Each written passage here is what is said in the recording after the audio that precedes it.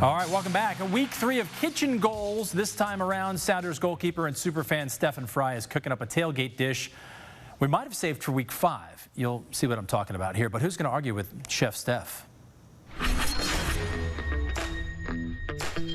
Hey, it's Stefan Frei, and today on Kitchen Goals, we're joined by Ken with Albert Lee, who's going to teach us his mom's world-famous jambalaya. Well, thanks. Yeah, it's a great dish for those fall days when you want a nice, hot, spicy meal for the game day. First thing we're going to do is we're going to saute our garlic and get that oil nice and flavorful. Smells great. Now we're going to add all of our vegetables and saute those for a couple minutes. And we got some onions. Onions, bell peppers, green onions, and celery. All right, let's add the meat. Now, the meat we part cooked earlier, rendered the fat off of it. With some chicken, and some good Cajun sausage, andouille sausage.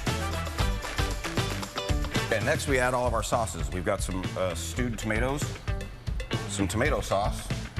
You can hear that. It's going good right now. We'll add the chicken broth. So how long would you want to cook this for to make sure that all the flavors really come out? I like to let this cook for about 10-15 minutes, and then we're going to add the seasonings. This is the family special blend, right? Yes, sir. And you want to let this simmer for at least an hour, and then we'll add it to the rice. Give it a good stir around. Perfect.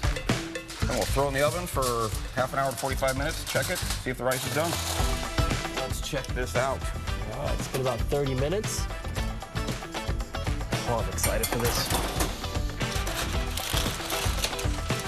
Ooh. Well, let's give it a taste. Oh, I can't wait. That's incredible. I love the spice. Yeah, Just a little bit of a kick. Very nice, yeah. Thanks for teaching us this amazing jambalaya. If you're interested in this recipe, you can find it on Cairo7.com. I am interested in that recipe. Steph needs to open a concession stand at Lumen Field. The lines will be nice and long. What the 12s are going to miss standing in line is a Falcons team with a few young weapons like Drake London and Kyle Pitts. We hope they don't go to